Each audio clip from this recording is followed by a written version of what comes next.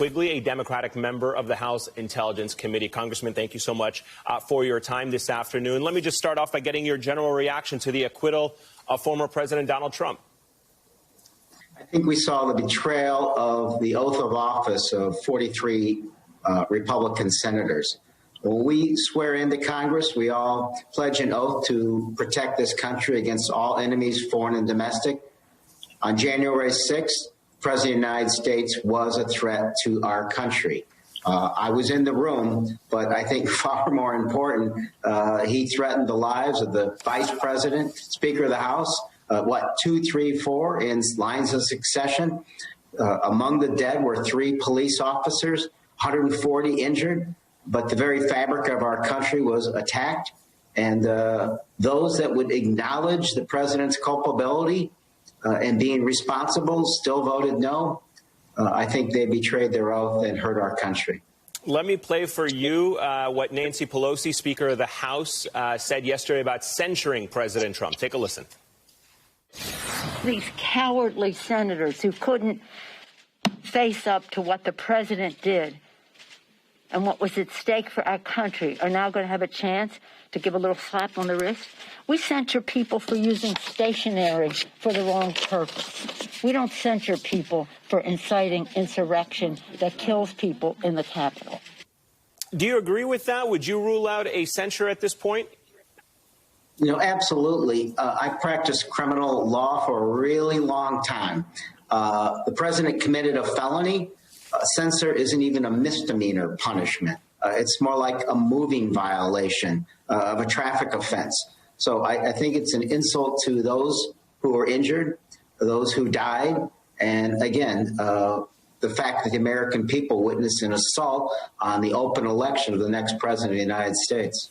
A prominent progressive group is calling on Attorney General nominee Merrick Garland, if he is confirmed, to investigate and prosecute Trump and his associates. Is that something you would be in favor of based on the intelligence and information that you have seen? Well, look, the Republicans gave us no choice, right? The Trump legal team seemed to imply that that was a more appropriate remedy here. Mitch McConnell spelled out this. Leader McCarthy talked about the president being solely responsible. Well, if he was, as he just said, then that's a felony and he should be investigated. But I do think it's important that the Justice Department be given the leeway and the independence. And however, if it is Mr. Garland is allowed to go forward, it should be done and allowed on an independent basis. I want to ask you more of a kind of a larger picture about just the democracy that we find ourselves in. And it was pointed out by a writer from Mother Jones who tweeted a shocking statistic from the Director of Campaign Finance and Electoral Reform at the Center for American Progress. The senators voting to impeach Trump represent over 61% of Americans, and the senators voting to acquit represent just over 38% of the Americans. So the 57 senators who actually voted to convict Trump, they represent 76.7 million more Americans than the 43 senators who voted to acquit. What does that say to you about the U.S. Senate and the state of our democracy at this point? They lack profiles and courage. I mean, just because you can do something doesn't mean you should. And the fact we're already seeing people like Lindsey Graham talk about what's really important is that we win in the next election. Not that there was an assault on our democracy. They're clearly putting power and politics above country. And it's just despicable. I was there on the 6th. That was as bad a day as our country faced in my lifetime. But the acquittal and the reaction after the fact by those who acquitted him is almost as disturbing. What was it like for you to watch that video, some of the new video that we've seen during the trial? You know, the House managers, they showed the trauma caused by the insurrectionists. We saw that new video, including this one of House Speaker Nancy Pelosi's staffers scrambling into a conference room to barricade themselves in. Then minutes later, the mob finding its way into that same hallway looking for their boss, breaking through one of the 2 doors, while Pelosi staffers hid just a few feet away under a table. When you saw that video and the others, how did it affect you? How much did it take you, not just back to that day, but, you know, for your staff as well? Yeah, and I feel for the staff that were involved, and particularly for the police officers who were horribly outnumbered and clearly ill-equipped. It's very hard for me to watch the videos of them just getting the hell kicked out of them and still fighting and saving our lives. It was hard to watch.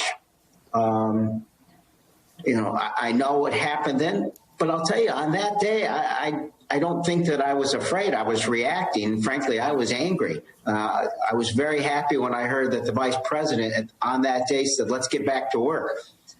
That was what was on my mind. Watching the videos with the realization that this outstanding impeachment team was racing to a stop sign, I think that's when the events of the 6th really got to me. I could handle it that day. The fact that there was no accountability and, frankly, no justice at this point for those who died and those who were injured is incredibly difficult for me to experience as well. Speaking of accountability and justice, you're on the House Intelligence Committee, which is obviously one of the 4 probing the security posture that day on Capitol Hill. Can you update us on that investigation? What have you learned? And should there be a 9/11-style commission probing everything that happened on that day? After 9/11, there was more than one investigation. And the final results of the 9/11 investigation brought about significant change that keeps us safer.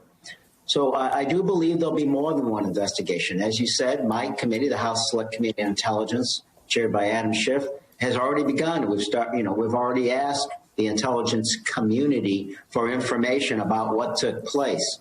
I think we're going to learn more startling things. Who knew in the middle of the impeachment trial that we were going to learn about the conversation between Leader McCarthy and President Trump? So those investigations will continue. I think they're important. It's absolutely vital that we have a 9/11 type commission with the independence and, most important, the power to get the information they need. The American people have a right to know, so they know who they elected as president while he's apparently running again. But more importantly, like the 9/11 investigation, it has to yield results so that this never happens again. Congressman Quigley, thank you so much, sir, for your time. Greatly appreciate it, sir. Thank you. It was one for the